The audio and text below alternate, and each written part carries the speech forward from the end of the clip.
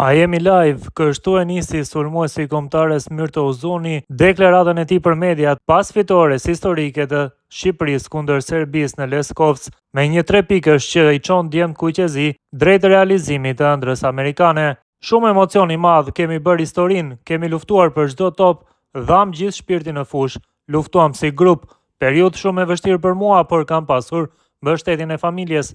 Jam përpjekur ta kaloj këtë situatë kombëtarja. Ysa i vuajti disi në krahun e tij ndaj rivalëve për shkak të presionit, gjithkohon ja dedikoj futbollit. Kam vite që luaj si sulmues qendre, por për kombëtaren i jap gjithçka. Festuam të gjithë si grup pas kësaj fitoreje, tha Uzuni për mediat. Ndërkohë Reimana u shpreh: "E ndjeja që do të shënoja, jam shumë i kënaqur për të gjithë Shqipërinë dhe Kosovën. Duhet të vazhdojmë sërish sepse kemi edhe 2 ndeshje të tjera.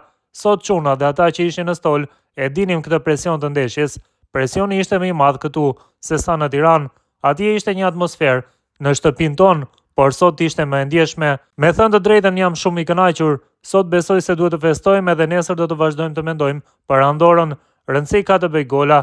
Ky ishte goli më i rëndësishëm i gjithë karrierës sime", u shpreh Reimanaj, i cili shënoi në minutën e vetme të shtesës së pjesës së parë. Edhe kapiteni i Shqipërisë Berat Gjimshiti ka folur për mediat pas fitores mbreslëndse ndaj Serbisë. E rëndësishme ishte fitoria, sigurisht që presioni ka qenë shumë i lartë, sepse kishim ndjenjën që kjo ndeshje duhej fituar me patjetër. Në Shqipëri nuk u ndjej shumë presioni, por kur zbritëm në Serbi u ndje, madje edhe presioni më i lartë se në finalen e Europa Ligës. Samardžić foli mirë për kombëtaren tonë. Fillimi ishte i vështirë, si shkak i nervozizmit, gjithë ekipi arriti një fitore shumë të madhe. Komplimenta edhe për Ajetin, shto faktin që ka qenë larg kombëtares për një kohë të gjatë. Kemi shumë kohë bashkë, e njohim mirë njëri tjetrin. I falenderojmë tifozët për mbështetjen, janë më të mirët në botë. Sot na kanë parë kudo që ka shqiptar në botë. Ndërkohë Kristian Aslani ishte i vetëdijshëm se në Shqipëri do të priten nga mijëra tifozë në aeroportin Nën Tereza. E dinim që sot na duheshin 3 pikët, erdhëm këtu për ta fituar ndeshjen. Kemi folur në stërvitje, kemi parë video dhe kemi studiuar mirë. Jam shumë i lumtur për familjen time dhe për të gjithë shqiptarët që kanë parë këtë ndeshje. Në këto ndeshje duhet shumë qetësi, ishte shumë e vështirë të merren 3 pikë. Komplimente edhe sheut për paraqitjen e sotme sepse është e pesta për të.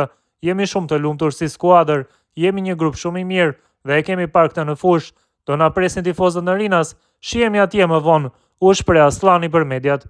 Ndërkohë edhe Elsej Hysa i zhvilloi një ndeshje pozitive kundër Serbisë në fitoren kaq të rëndësishme që arritën mbrëmjen e sotme në Leskovec.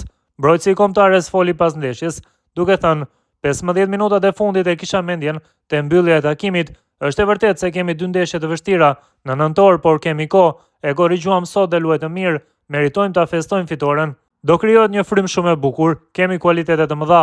Do shpërthejmë edhe më shumë në të ardhmen. Shqyqyr eci mirë dhe vazhdojmë përpara, u shpreh Ysaj me optimizëm për të ardhmen e kombëtares kuqezi.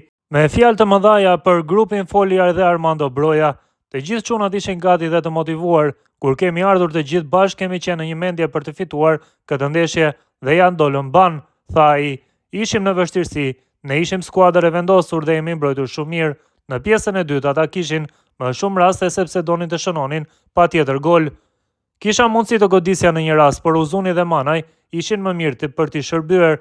Jam shumë i gëzuar, më mungon goli dhe është e vështirë, por kam qejf të shënoj gola dhe të asistoj.